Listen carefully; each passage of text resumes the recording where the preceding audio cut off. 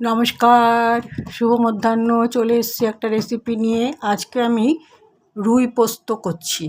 দেখুন কী করে করছি। প্রথমে আমি কড়াতে তেল দিচ্ছি, এটা মাছ ভাজা তেল। আর দিয়ে দিচ্ছি একটা এলাচ আর একটা লবঙ্গ আর একটুখানি জয়িত্রী নিয়েছি, এটা ফোড়নে দেবো।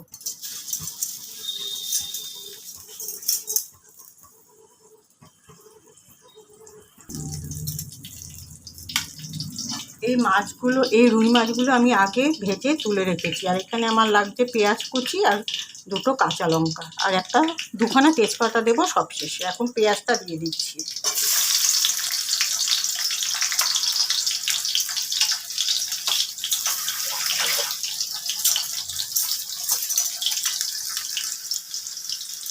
আমি এই রান্নাটিতে দারুচিনি দিচ্ছি না, দারুচিনির ফ্লেভারটা একটু অন্যরকম লাগবে, তাই দিলাম না।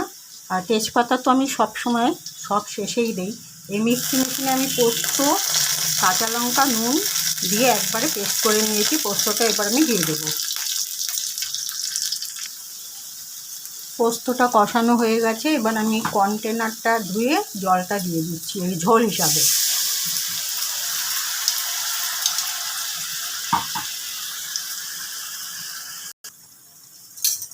দিয়ে দিচ্ছি দুটো তেজপাতা, ঝোলটা ফুটে উঠেছে তাই।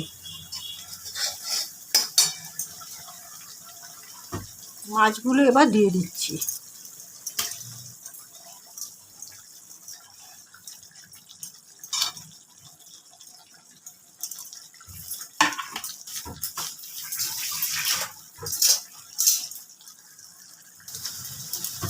রুই পোস্ত রান্না আমার কমপ্লিট হয়ে গেছে। এবার দুটো গোটা কাঁচা লঙ্কা দিয়ে গ্যাসটা নিভিয়ে দিচ্ছি।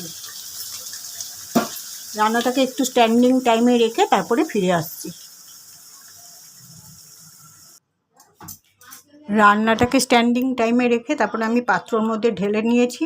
আমার রুই পোস্ত তৈরি হয়ে গেছে। তাহলে আমি আমার ভিডিওটা এখানেই শেষ করলাম। দেখা হবে পরবর্তী একটা ব্লগে বা ভিডিওতে। সবাই ভালো থাকবেন। নমস্কার।